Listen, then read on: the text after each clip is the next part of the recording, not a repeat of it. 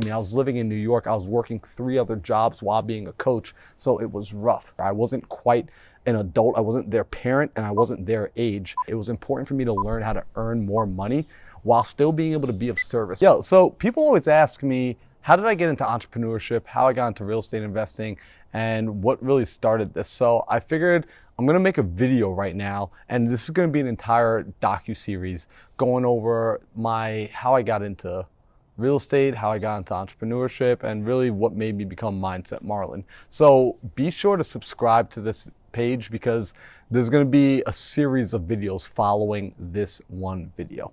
Let's get right into it. So getting into entrepreneurship, it's important that I take you back to where I was before becoming an entrepreneur, before becoming a real estate investor, and before becoming a high performance coach. I was coaching a sport called parkour. So I was a parkour athlete, professional parkour athlete actually, and I coached parkour all through the US. I was mainly focused in New York, Long Island, New York. There I had over 1,000 students in my 9 years of coaching. I absolutely loved it. In fact, I'm actually rocking a Woodward t-shirt right now because Woodward was one of the places I coached. I was out in Pennsylvania. And when I was coaching and working with these kids, I was getting kids from as young as, 3, 4, 5-year-olds all the way up to 16, 17, 18-year-olds. And they were with me year after year. It wasn't like I saw them once and I never saw them again. I was beginning to grow up with these kids and they were growing up with me. Now, when I started doing this, I was around the age of 19. And what was really cool was I was playing a position in their lives that I never quite had in my life. See, I was the youngest of 3, and my older brother, although he was 6 years older than me, when we were growing up, we didn't have the best relationship. So he never really wanted to spend time with me.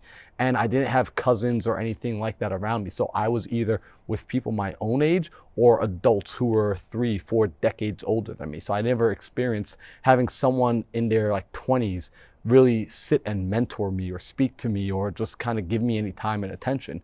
So for these kids, I became that figure. I wasn't quite an adult. I wasn't their parent and I wasn't their age. So I'm like their friend. They saw me somewhere in this middle ground.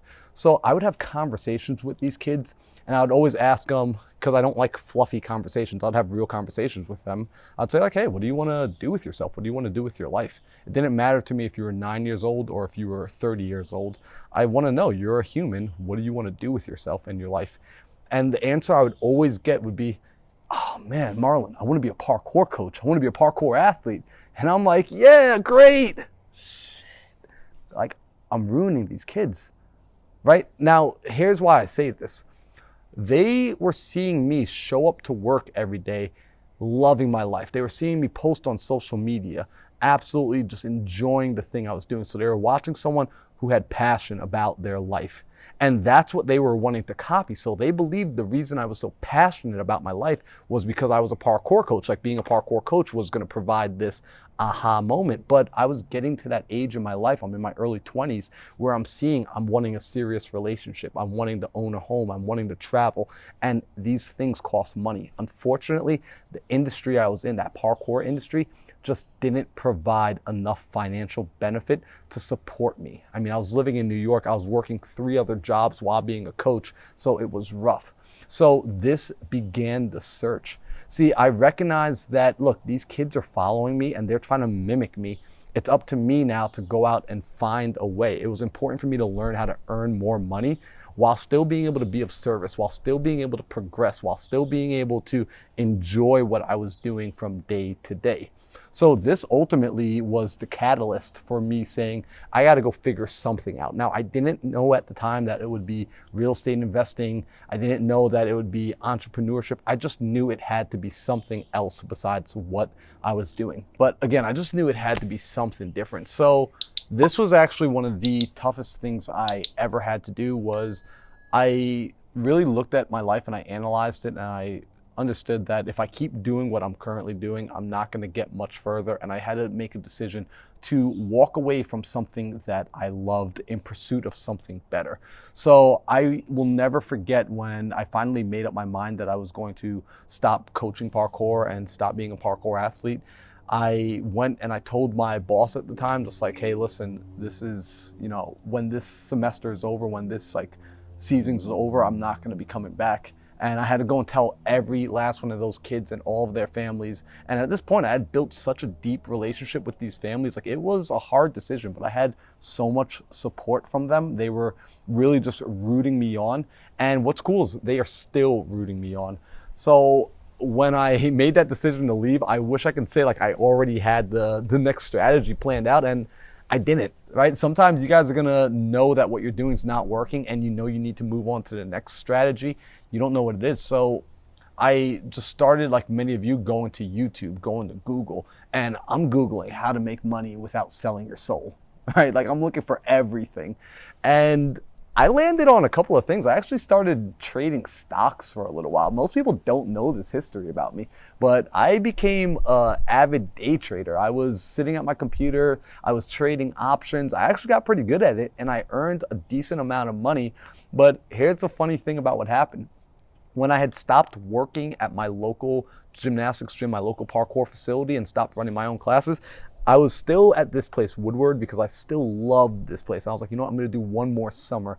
And this place is out in the middle of nowhere, Pennsylvania, where there's no Wi-Fi or cell phone service. So it's kind of hard to trade stocks without Wi-Fi and cell phone. So those 3 months while I was away in Pennsylvania, it totally disrupted my trading. And so when I came back home to New York, I was in a position again where I was like, okay, I got no job, I've got no money, and I really don't even remember all the stuff I was learning about trading options. So if I start that over, I feel like I'm restarting. Time to go and find something new and pivot again. So again, I'm back on YouTube, and I start looking up how to make money, and I come across something called wholesale real estate.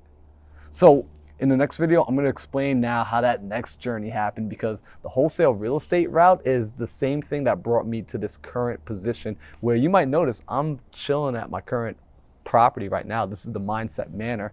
You got the pool behind me. And actually, if you haven't seen the Mindset Manor yet, go and check out the full video tour I did of this property. It's 4,700 square feet. It's a property I picked up with creative financing. It's a house for entrepreneurs. It's my dream house, and it's proof that manifestation works, because this home was manifested days before Christmas, and I'm absolutely loving it. So go check that video out. And guys, like I said, this whole documentary is going to be a video series where I'm going to be really walking you through everything, you know, just how I got into entrepreneurship, how I started learning how to earn money, how I went from making about $20,000 a year to learning how to make over $40,000 in a single month. So do me a favor, leave a comment below, and I want you to comment, are you enjoying what you're doing in life? Like, where you're at in life currently, are you enjoying that? I'm looking forward to reading through all the comments and engaging in conversation with you guys. So I will see you on the next episode, and thank you so much for being here.